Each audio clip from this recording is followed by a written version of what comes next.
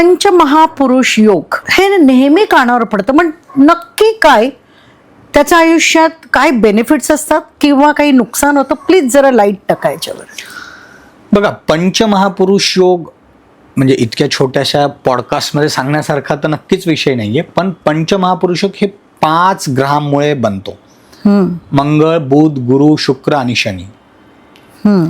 आणि हे ग्रह जर समस्थानी असतील, स्वराशीत असतील किंवा त्यांच्या उच्च राशीत असतील, स्वराशी, समस्थानी आणि त्यांची उच्च राशी ह्याच्यामध्ये कुठेही असतील, तर त्या योगामुळे बनणाऱ्या म्हणजे योग जे 5 ग्रहांमुळे त्यांना पंचमहापुरुष योग म्हणतात. मग ते वेगवेगळे आहेत. म्हणजे मंगळामुळे रुचक योग बनतो, शनीमुळे शस्य योग बनतो, मालव्य योग, हंस योग, हे वेगवेगळे योग आहेत.